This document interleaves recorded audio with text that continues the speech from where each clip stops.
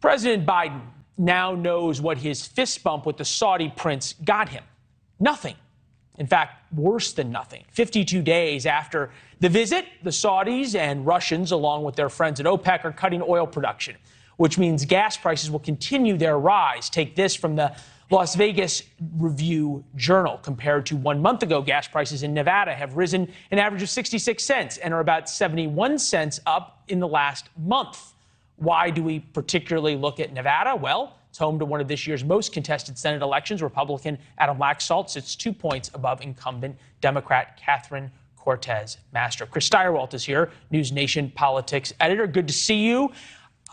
Boy, this is really a kick in the teeth by the Saudis to President Biden, isn't it?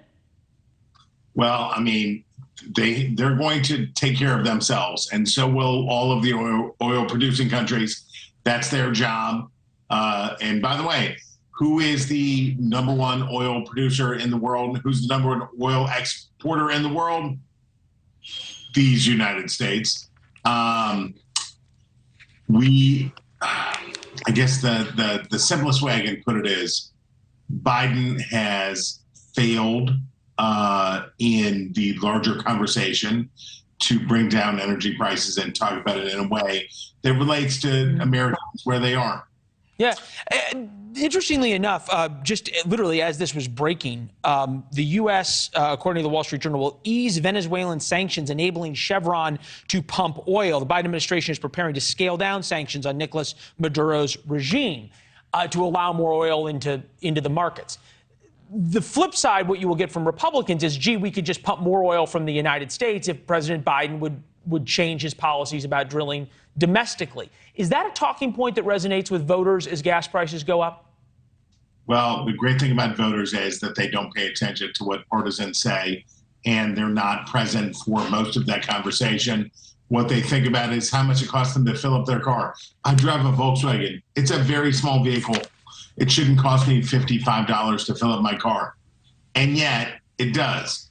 And I know I'm not a typical American, but come on. And that's what normal Americans are experiencing. And for Republicans, they can talk about how much more drilling should be going on. And for Democrats, they can talk about how much more these countries should be doing and this other stuff should be going on. That's definitely a conversation both of them can have.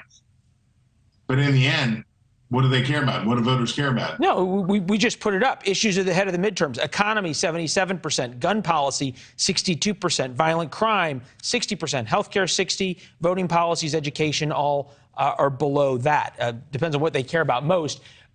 By multiples, if you ask people what's the most important issue, inflation is it. It can't possibly be good for Democrats that the one way that everybody can see inflation on a daily basis is rising gas prices, and they associate the two. And this is happening a month before the election. The only way that Republicans are not killing it this year, there's only one way that Republicans are not absolutely having a spectacular year, is this: that they have weird nominees and they've done this weird bunch of stuff. They're on this weird journey within themselves to try to figure out who they like and how they feel. And the former president is a big part of the story.